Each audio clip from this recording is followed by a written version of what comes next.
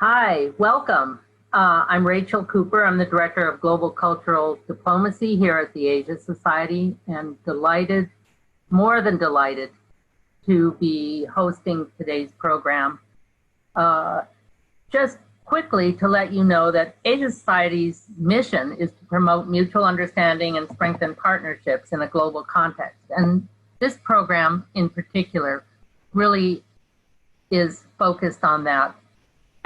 It's part of our ongoing Culture Matters programming, and the format today will be about 45 minutes of conversation, followed by a short Q&A of about 15 minutes. Please do send your questions in. And I just wanted to give you a little bit of the background for this program. I was deeply moved by reading these two books, Running Toward Mystery and Sometimes Brilliant. Incredible books, and I didn't know that Venerable Tenzin and Dr. Larry already knew each other. I just thought, wow, there's such commonality in some really important ways. So I was really deeply moved, and I was so delighted when they both agreed to. They didn't just agree, they said, oh yeah, we know each other and we'd love to talk to each other. So thank you both for your generosity of spirit and for sharing this with people, I think at a really important time. I was thinking it's an inflection moment, and at the same time it's a reflection moment. And it's interesting to have those two come together in particular ways. So very briefly, I'm going to give you a very quick, short bio. There are longer bios on our website.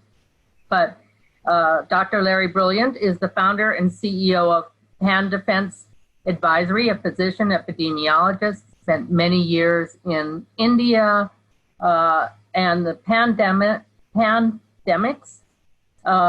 and is all about ending pandemics. And their mission is to confront global threats imperiling humanity, such as pandemics, climate change, water, nuclear proliferation, and the Middle East conflict.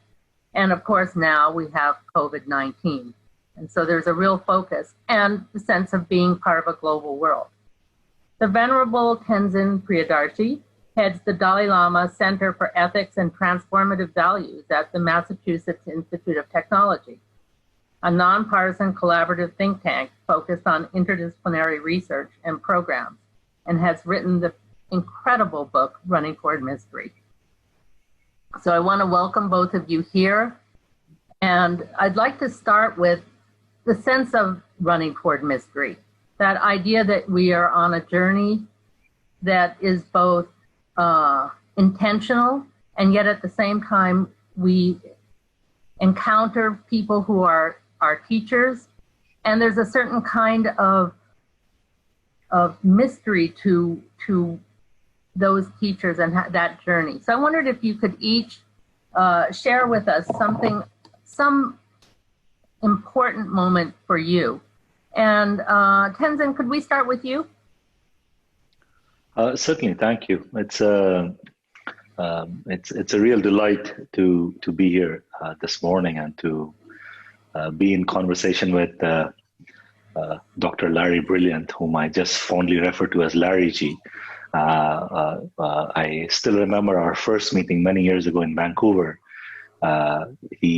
This person sitting on my right turned to me and started speaking in fluent Hindi, and it just caught me by surprise. And that was the beginning of many conversations. I think the thing about mystery or running toward mystery and so on is that it's really an act of surrender in some ways, an act of surrender in the sense that it's not a sense of submissiveness. It's, your rational faculties are still active, your emotional faculties are still active, but none of this is sort of dominance. And the challenge is, when we think of mystery, we like to have mystical experiences on our own terms that we can tell good stories about or write about it. But mystery is not happening to us on our own terms. It's really in some ways a kind of grace, and all we have to do is be present for it and be a suitable vessel or a container to hold those experiences as they arise. I think that's sort of the impetus for even putting it in writing, which is this idea that I believe everybody is a contemplative, that human beings have this wonderful contemplative dimension to their humanity, and that we ought to explore it a bit more. Dr. Larry. I was thinking when you read our little resumes how jealous I was of Tenzin, because mine sounded like a dry scientist without the excitement and love of those mystical experiences that Tenzin was just talking about. Larry, you're anything but dry, you know that. But in truth, I became a scientist because of a mystical experience. And I was living in an ashram, a monastery, Hindu monastery, in the Himalayan foothills. It's an exaggeration to say the Himalayas. We're merely in the Himalayan foothills. And my guru, my teacher, Neem Karoli Baba, one day, the name he had given me was at that moment Dr. America, which was also a disappointment because everybody else there had a name that ended in Das, Ram Das, Krishna Das, but I was Dr. America. One day he called out, Dr. America, come to me. And my wife Girija, who had brought me to the ashram, we sat in front of him and he said, Dr. America, how much money do you have? Which was a trigger for me. And I was always worried about a guru asking how much money you have. But it was impossible to give him money. He said, how much money do you have, Dr. America? And I thought about it, and I talked to my wife, and we counted the money we had in our pockets and back in our hotel room, and it was $500. And I said, $500? He said, Jute Bolo, you're lying. I said, no. He said, that's how much you have here. How much do you have squirreled away in America? And I counted up all the money I'd saved from working in an emergency room in order to pay off my medical school debts, and I had $500 there too. I said, $500 there too, Maharaji. And he said, oh, and this is all in Hindi. And he said, $500 here, $500 there, Dr. America, you are no doctor, which is exactly what my mother had said to me. If you're not making any money, you're not a real doctor. And this went on, and he sort of chanting in Hindi. And he was saying, you are no doctor, tum to doctor nahin, over and over again. You are no doctor in Hindi. And suddenly he switched to English. And he said, UNO doctor. You are no doctor, UNO doctor. And in India, the United Nations is called the UNO, United Nations Organization. And he's chanting and he's laughing and he's teasing and he's slapping my face. And he's saying, Dr. America is going to become United Nations doctor. You're going to go work for the United Nations.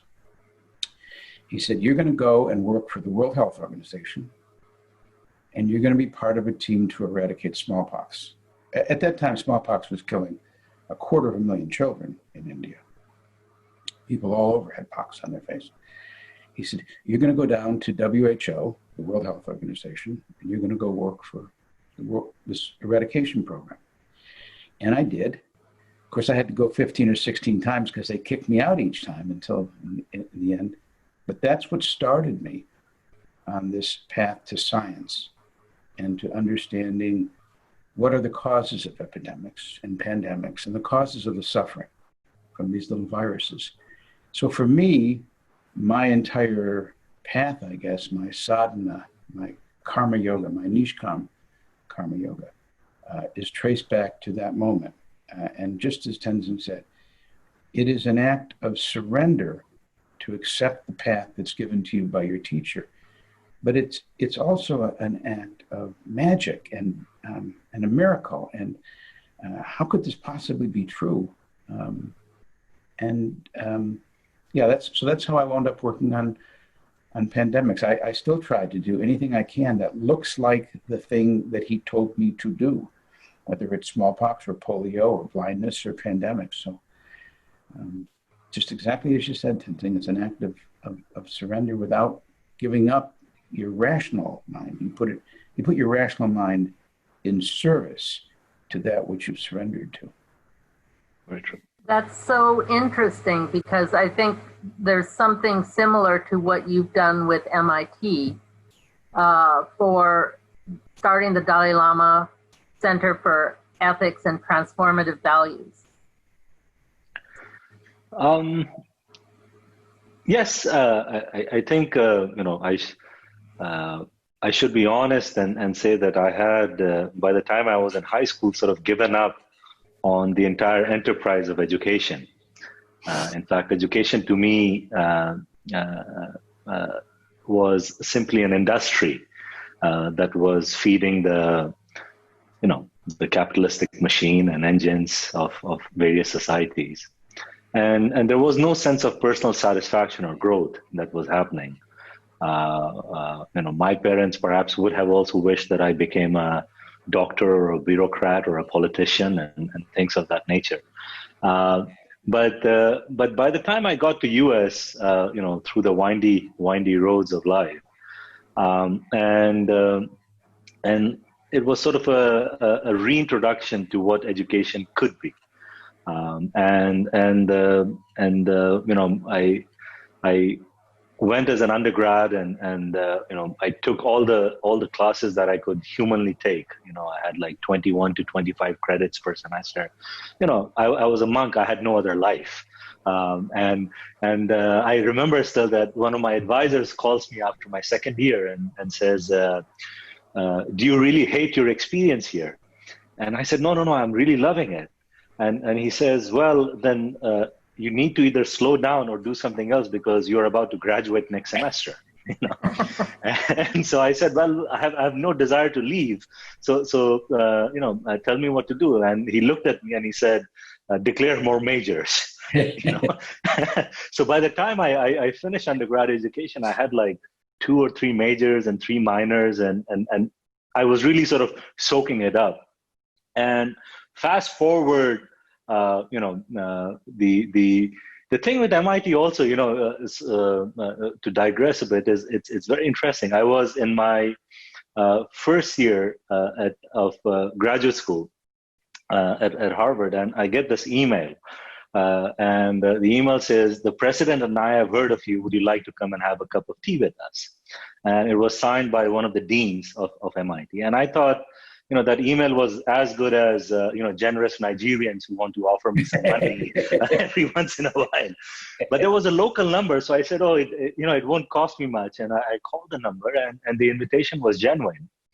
And that's how my relationship with MIT began almost 20 years ago with Chuck Vest, who was then the president there, and Bob Randolph, who was one of the deans. And I said, I'm just a student right now. And they said, no, but if you could come over and start some experimental programs on meditation and so on. So I began that. And 10 years down the road, having by then moved to travel to different universities around the world, and then recognizing that we were actually not paying attention to one of the most fundamental aspects of education, which was ethics or ethical imagination. We all wanted as a society for people to be good and for people to be kind and people to be compassionate, like we are doing all these slogans around it. But we were not investing any time in the training mechanisms or designing a curriculum or methods of things. And those who were engaging in those were using very outdated methods. And then, of course, the financial meltdown happened and it created this opportunity. And that's how the Center for Ethics began. It has kept me more busy than ever.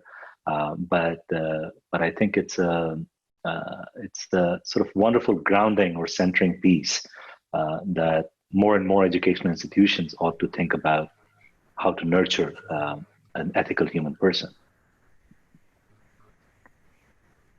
That's so much in keeping with the work that, Larry, you've been doing as well. I think, in terms of pan defense, that whole notion of the end of suffering or trying to alleviate suffering. Maybe you could speak to this idea of this inflection moment of finding an ethical way to live together. Well, there are so many kinds of suffering. Maybe the most superficial and the easiest to deal with is bodily suffering and stopping a pandemic. And we've seen really now, in a way, I think that none of us quite fully understood the system nature of a pandemic. It brings about enormous economic suffering. And I read this morning that 1 out of 3 African Americans in the United States personally know someone who's died from COVID. And I imagine if you were looking at wealthy white people, it would be a number that was indistinguishable from 0 as a percentage. 80% of the deaths in Georgia, African American. The major places that this virus has found a crevice in society, a weakness in our system, a place where we are not kind. In the nursing homes, 60% of all the deaths in the United States in nursing homes.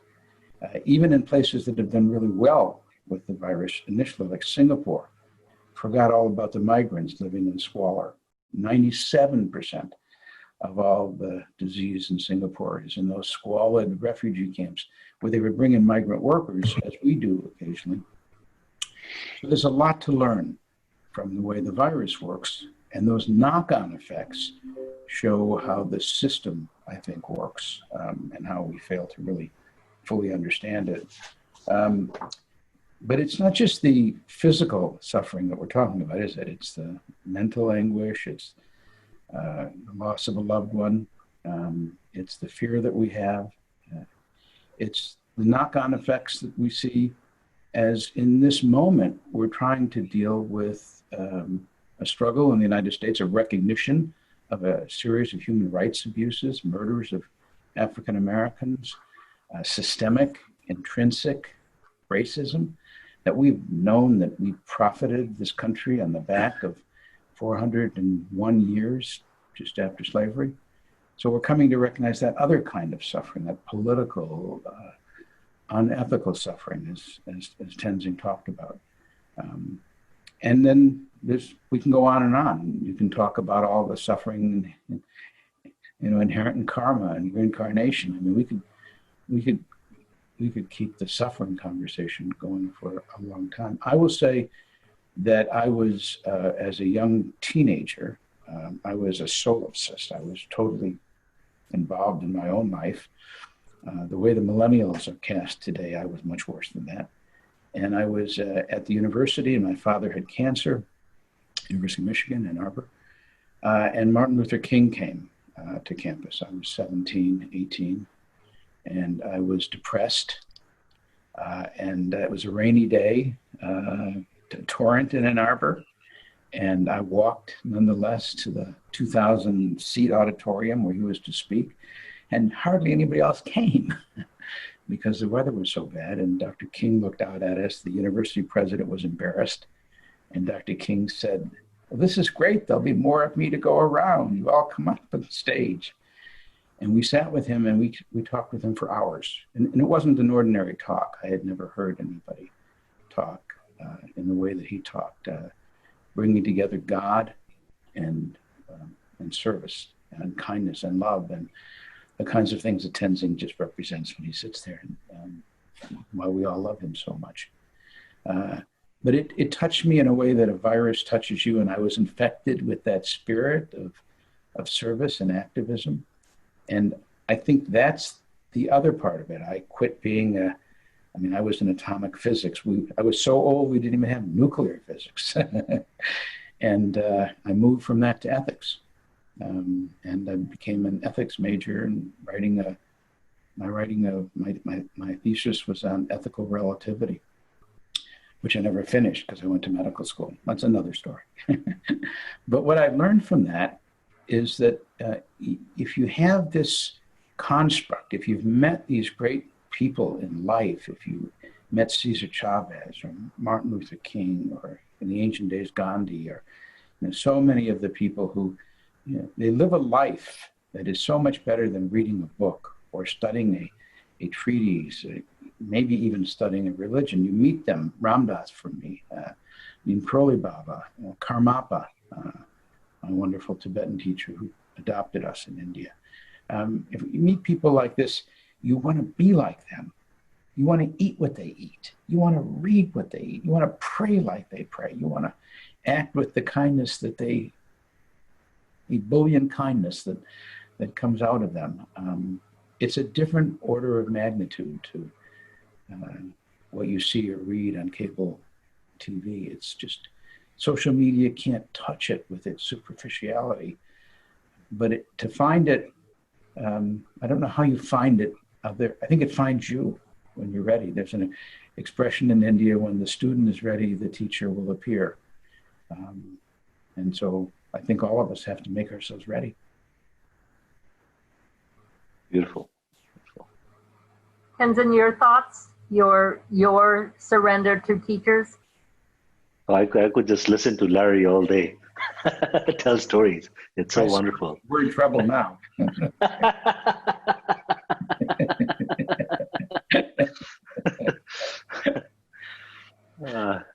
No, I think, people have all kinds of, presumptions about what a spiritual path could be or ought to be, what the role of teachers are. And, unfortunately, we live in such a sort of commercialized mass media kind of created reality that this idea of hanging out with a teacher or hanging out with a fellow seeker that Larry was talking about, it's such an aesthetics to that experience that it's so hard to describe, and all you have to do is just be there. All you have to be is prepared and just be present for all the gifts that are there. And again, it goes back to this idea that one of my dear spiritual friends, Father Thomas Keating, whom I mentioned in the book,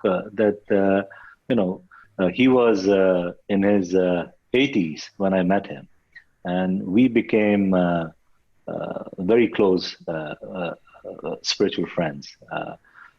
And it's almost like it's hard to think of him as a friend because he was 60 some years older than I was. And we used to have so many wonderful moments of just talking about how to be in company of different teachers. And part of the thing was that all your expectations around them would completely change. When I first ran away from home and I arrived in Rajgir, I had made up my mind that I was going to spend the rest of my life in a cave. And I was very comfortable with that. And then I came to Calcutta and I bumped into Mother Teresa. And started to sort of just, again, hang around with her, follow her around. And I realized that, my entire construct of what spiritual life ought to be, whether it should be in a cave or whether it should be someplace else, like everybody has a place, everybody has a role to play. But it challenged, all these constructs that I had for what it should be. And that's what teachers do most graciously and most effectively, which is that they constantly challenge your presuppositions. They constantly create conditions for you to grow and to discover yourself. It's not so much about knowing a teacher. It's through knowing a teacher that you actually come to know yourself better. But that's what a teacher does. Those are not the things that books alone can do. Those are not the things that listening to videos and audio recordings can do. It's almost cathartic, being in the presence of teachers. I don't know how many times you sort of jump out of your body or jump out of your limited ego shell, during successive conversations with the teacher. And that's where the thing is, that it's the most gracious of all relationships that's there. Yeah. We're at a time when often that hunger for a teacher and being in the presence is so evident, and yet we're in something called social distancing.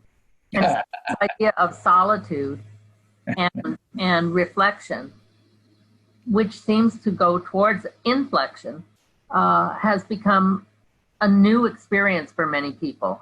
I'd love to hear your thoughts about how people live with that solitude in communion, in a sense.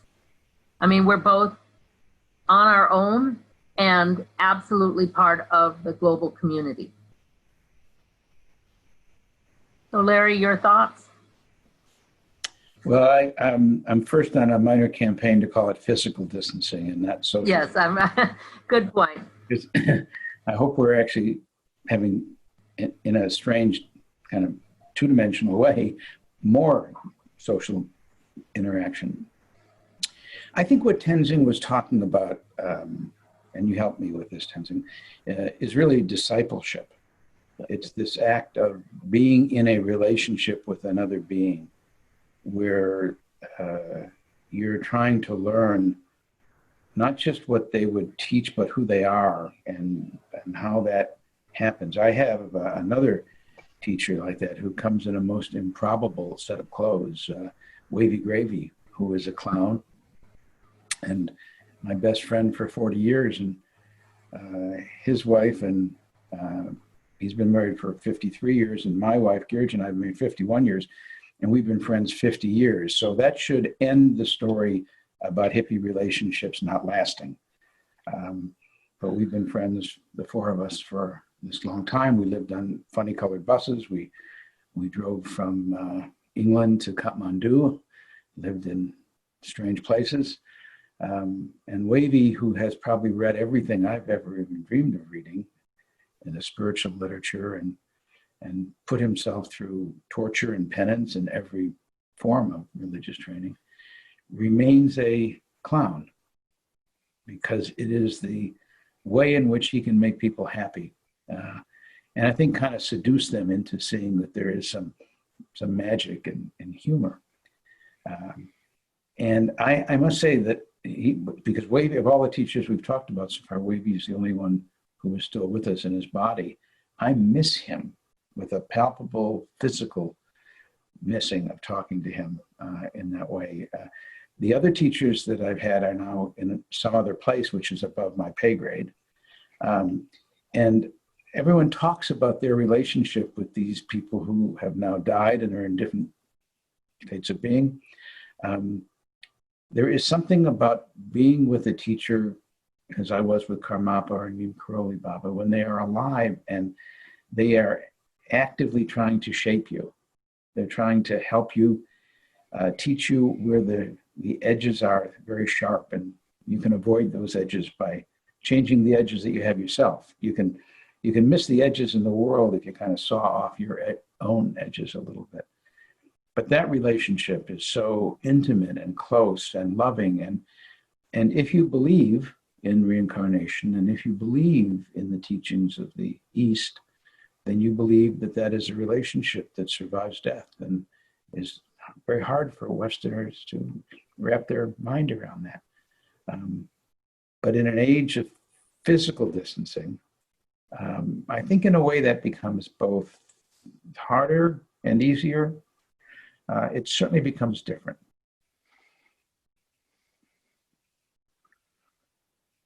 Yeah.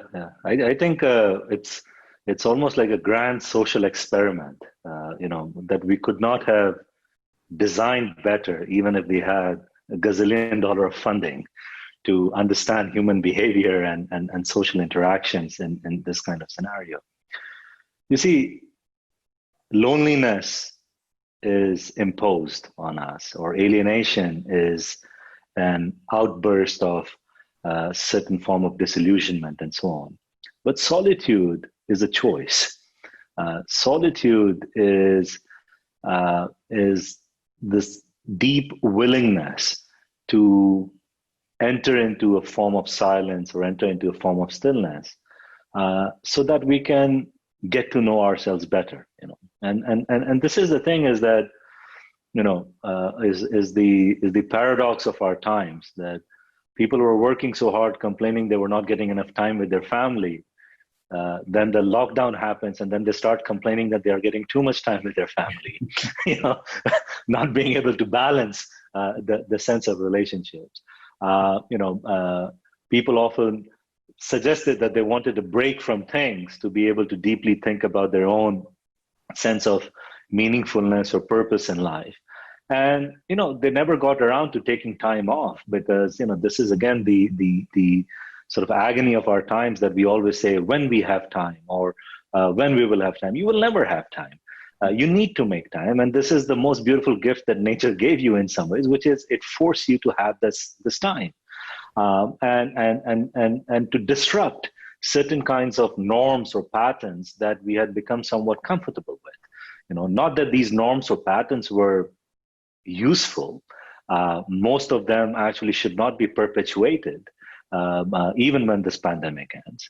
But it's this moment of deep reflection, really, and that's why I think that we should change our perspective and receive this as a gift. This sense of solitude, this time to be able to be with loved ones. During this time, people have made phone calls to friends that they haven't had time to talk since last 4 years or 5 years or 10 years and so on. So I don't see any disconnect that's happening. I think, as Larry G said, it's physical distancing, which we should all take seriously. It's an act of care and compassion, and we should take it literally. But as far as, connecting with nature, connecting with the loved ones, connecting with friends, I mean, this is the time to experience the depth of those relationships. To look at nature, such a magic that nature could heal itself so fast if we were not driving around in our motor cars. My friends in India sent me these beautiful images that was unfathomable. Seeing the Himalayas from distant polluted cities and majestic views. Let's not screw it up, meaning that's what I mean is that, we talk about this urge of going back to normal or being in the new normal and so on. Let this new normal be more thoughtful, more reflective. Let it be, one of the better versions of what we want to see in the world and in our own lives. Let's get rid of these crappy habits in some ways.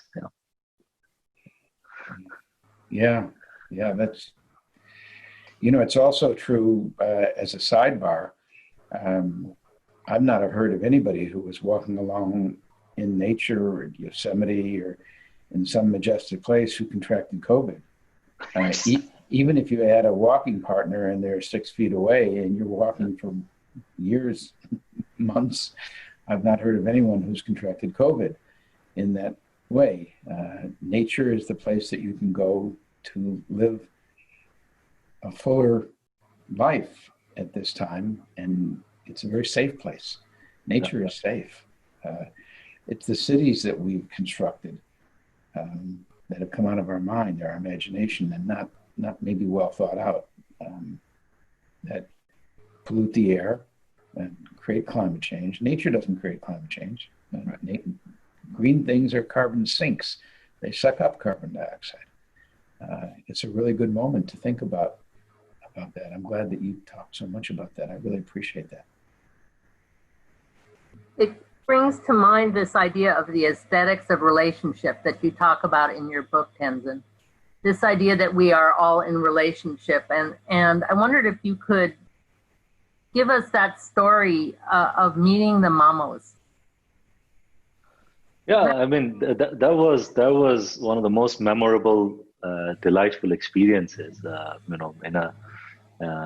I was continuing to do my work in Colombia around conflict issues and so on, and got this very bizarre sort of invitation. It was, even the dean was a bit embarrassed. He didn't know how to present it, and he said, we have this representative of a group of Arhuaco, and they said that the elder mamos had a dream of you, and that there's a legend in the tribe for 300 years I don't know what to make of it, but they won't leave the mountain. They won't come to the city, but they're asking if you would go to them.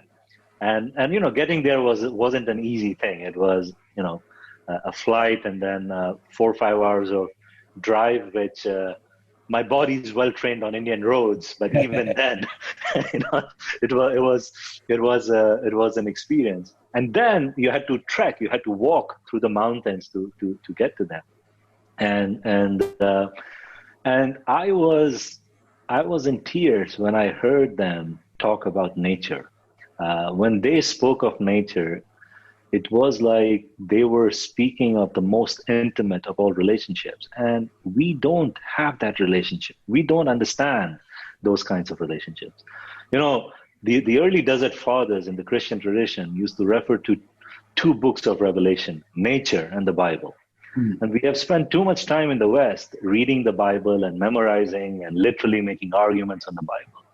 But this other pristine revelation, this nature, we have not spent much time fostering a relationship with it. We consume nature, we exploit nature, we take advantage of it, but it's like a manifestation of any other kind of relationship that we think of. But this aesthetics of being in grace and being in nature, I think this is again something that we ought to encourage ourselves as a society to do more of before it's too late.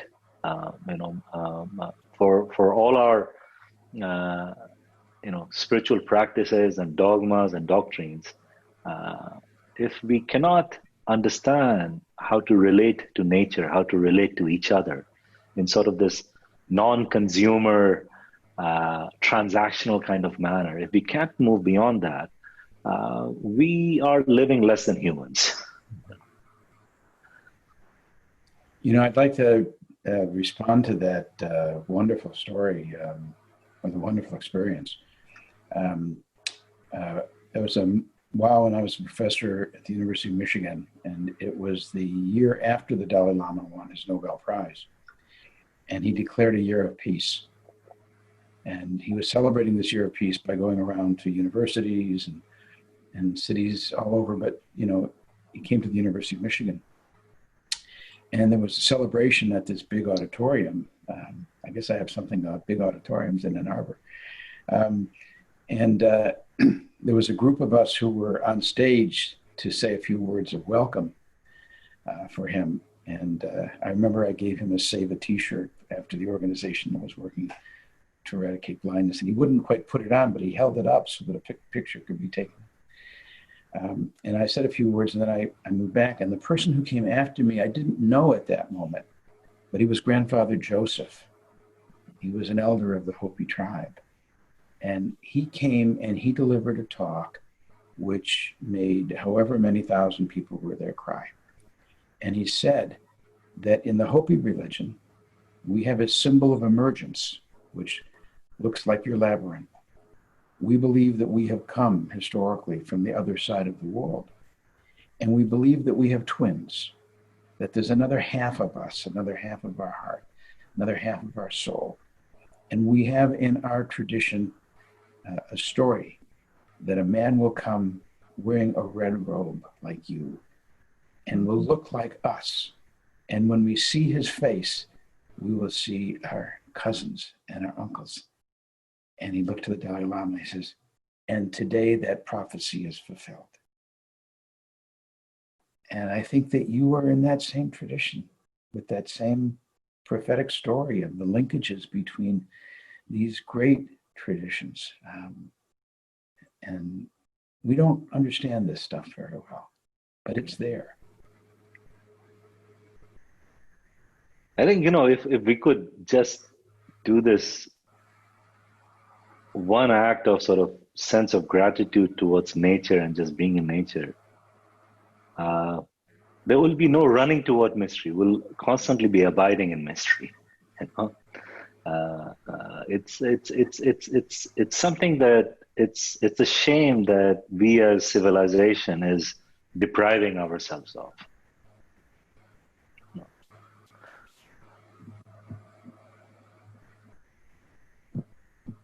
So I have a couple of questions. Oh, sorry, go ahead. You go ahead, please. I'm sorry.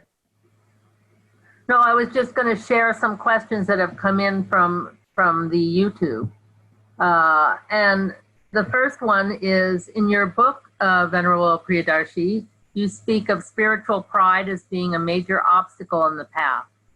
It seems allegiance and devotion are sometimes conflated and become tribally minded. Can you give us your thoughts? I think, again, devotion is a very challenging thing to understand and to explain. A healthy sense of devotion is really sort of almost necessary in spiritual paths, because it constantly challenges the sense of ego, juxtaposing our own sort of ordinary self or ordinary ego in things. And oftentimes it happens that, we simply do this, I like to call it, we prematurely celebrate that we have given up attachments. But all we have done is we have switched our attachments, you see. So all our life we go through these rotation cycles of switching objects of attachment, but it's not necessarily giving up attachment. And similarly, our perception of our own ego also simply rotates over a period of time. And we say, I'm not the same person as I was 10 years ago, but I don't know in what ways I'm better or not, and so on. But spiritual pride is one of those sly sort of manifestations of ego. And that's where, a skillful teacher, a gracious teacher is most helpful, because the moment this pride arises, the teacher is able to point and sort of, put it in its right place, so it doesn't become an obstacle in our own sort of spiritual growth and practices. And devotion is truly the key to that. The sense of discipline and discipleship, that needs to be cultivated, that needs to be nurtured. And if we can, if we could truly understand devotion, it would truly be a blessing. But let's begin with realigning or repurposing our attention first, because attention is a gateway to devotion. And we have to be careful of what we are spending our time tending to. And if, our attention is constantly preoccupied by, material things or competitive environment or certain kinds of things, those are the things we will become devoted to. But Larry probably can tell you more about devotion. He Kuch nahi, Baba.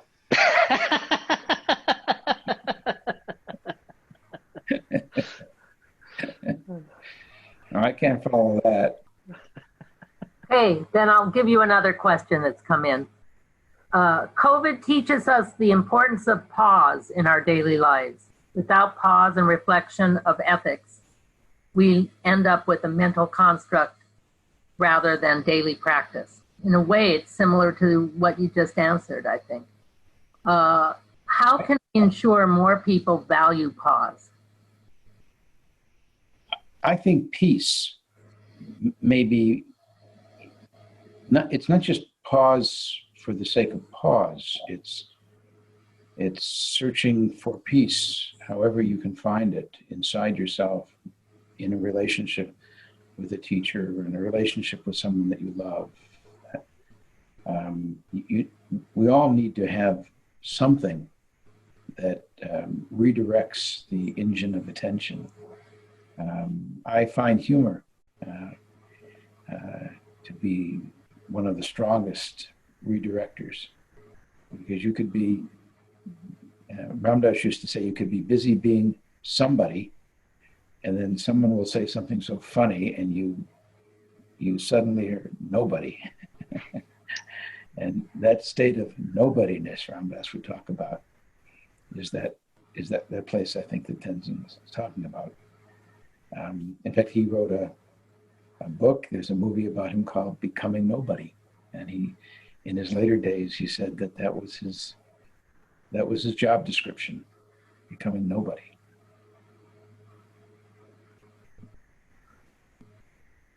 Beautiful.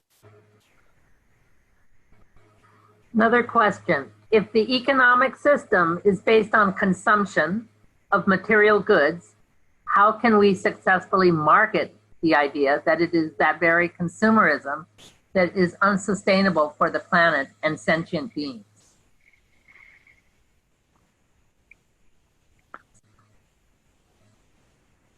You know, I'm not an economist. Not that I trust most of them. I have some trust for the economists, not friends. But you know, one thing is that we need to learn the concept of enough.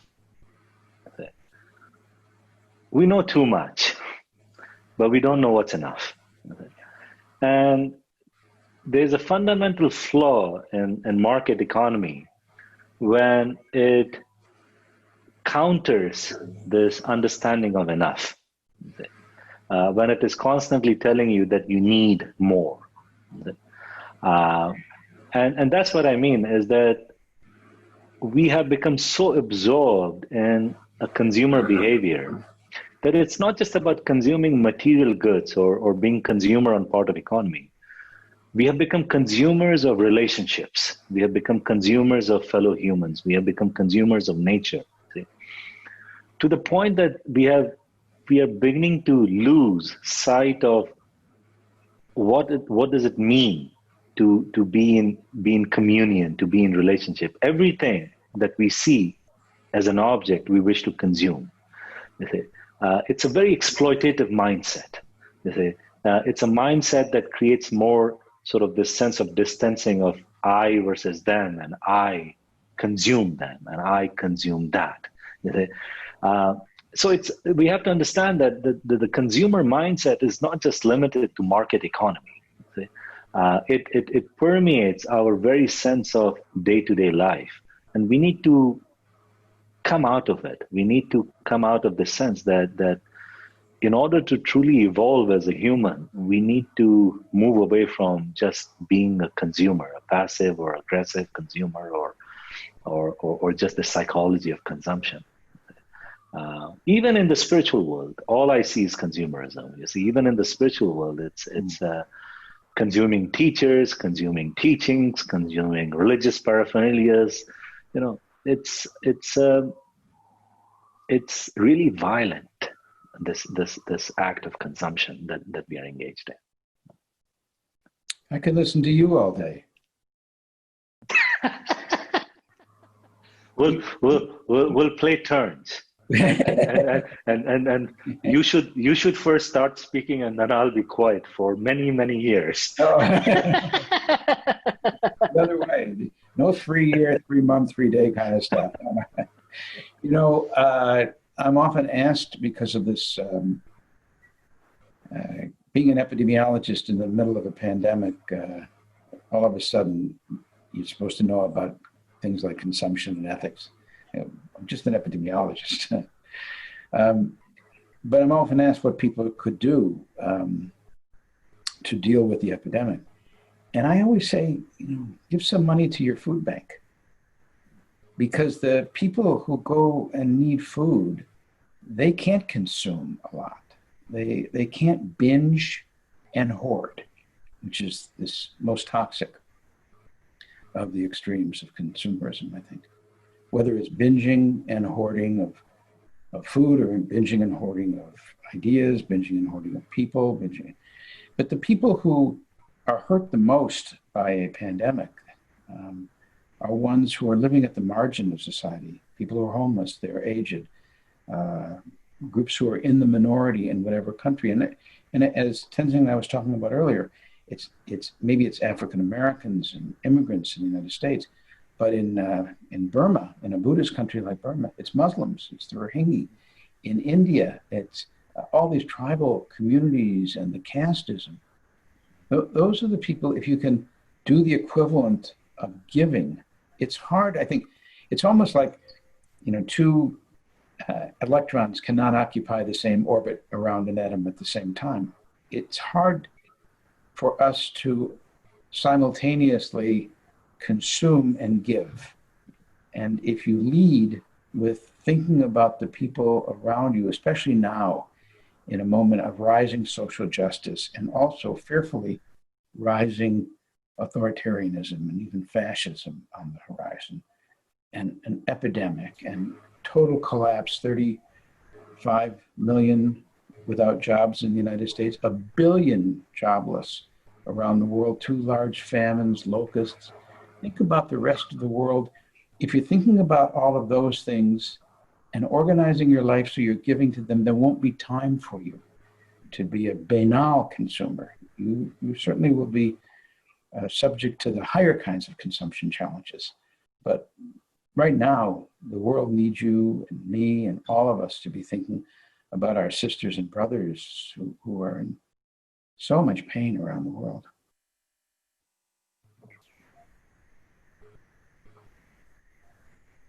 So aligned with that, we have one more question that says that the elephant in the room in the current discourse is often the kind of micro and macro age of outrage, in which the kind of reactivity is somewhat self-righteous rather than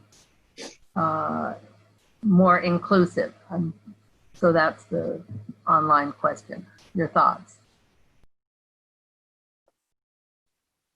I think, I've made this a point a number of times, which is that,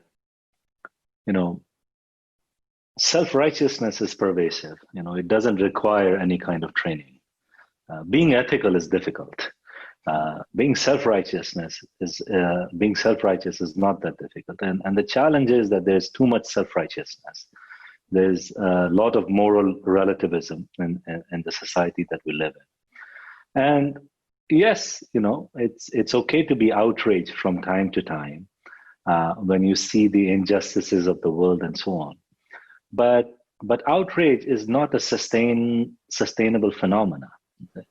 That it needs to be, outrage is an opening. It's and then we need to sort of figure out ways in which we can create a sustainable movement of things. And I think the challenge is that we have started to take too much pride in self-righteousness and self-righteous behavior. And it happens all across the board, from religious institutions to academic institutions to governmental agencies and so on. And that's why my urge that let's try to really nurture an ethical imagination. Let's try to nurture a sense of ethical interaction that's deeply rooted in a sense of care for ourselves, for others. A real sense of compassion that is needed. If outrage lessens our ability to be empathetic towards anyone, it's a violence on ourselves.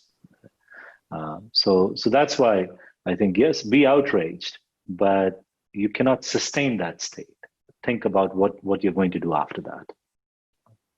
Tenzin, you and I knew of a man who had a lot of outrage, who was a disciple of Gandhi, Jayaprakash Narayan. Yes. Yeah. When he marched from the southern tip of Bihar to the capital city, had hundreds of thousands of people marching with him in a Gandhian march.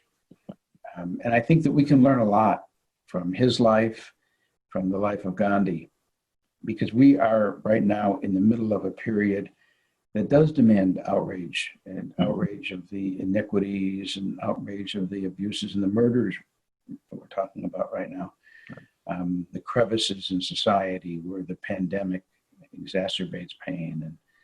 But the kind of outrage that Jayaprakash Narayan or Vinoba Bhave or Gandhiji, they were able to channel it into a movement that both ennobled the spirit and approached the source of the outrage, but not making the outraged person an enemy. Very true. Very true. Yeah. Not allowing the person that they were fighting against the pleasure of seeing you as an enemy. Yeah. We've had Martin Luther King, Cesar Chavez. We've had some great nonviolent activists in America, but not that many. Where are our Gandhis now to lead us to a better world without creating the antigen reaction that you create when you hate somebody or you make them into your enemy? No, very true, very true. You know, one of the incidents I'm reminded of is when Gandhi was visiting England and was in a conversation with some Christian ministers. And then one of the Christian minister was talking about, loving your enemy. And Gandhi said, "I'm sorry, I cannot practice that." And the minister said, "What do you mean?" And Gandhi said, "I have no enemies." And this is the thing that, we can be outraged towards a lot of things about injustice and unfairness. But it's very easy for us to simply make somebody or a group of people a face of that. Okay? But you have to understand, and this is again from a religious sort of point of view, that if we take away the possibility of positive change or transformation from another human being, that is utmost violence. And a religious life or religious teaching is all about, encouraging the conditions for that positive transformation to happen. And that is the thing that I think we need to sort of, reflect deeply on. And that's why I said, be outraged, but understand cautiously and carefully what the object of outrage is and what the cost of that outrage is going to be. Well said. Well said. Sadhu. Sadhu.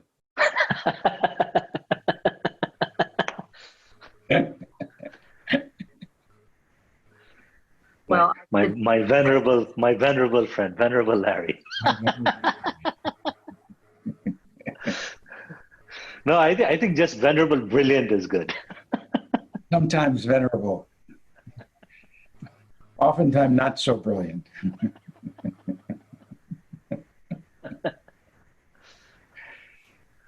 Well, I hate to think that this has to come to a close for the moment, but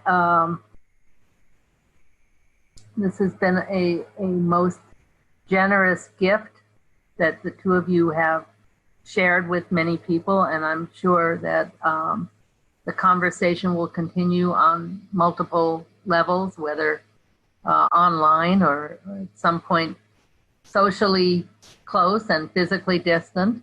We'll find ways to connect. I think both of you have been offering so much to all of us, and we're very grateful for you taking the time to share today. So thank you both. Thank you for having us, and thank you to the Asia Society for sponsoring this and giving us an opportunity to have this delightful play. Thank you. I wanted to read this poem that is in the book, Running Towards Mystery, which is a Mary Oliver poem. But I thought it really captured so much. I tell you this to break your heart, by which I only mean that it break open and never close again to the rest of the world. So I think that feels to me like what you have both offered today.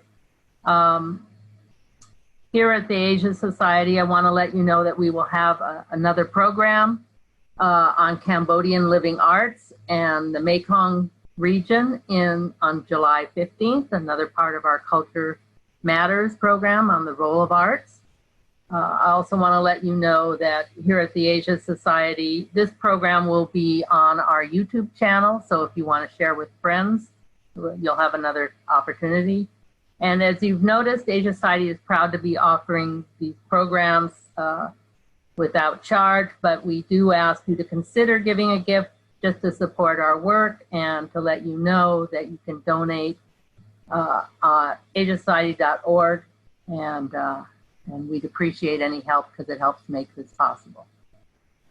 So on that note, I want to thank both of absolutely esteemed speakers. Thank you so much for being with us. thank all of you who were able to join us today for being part of our larger community. And I think we have a lot of work to do. So thank you so much. Thank you. Thank you so very much.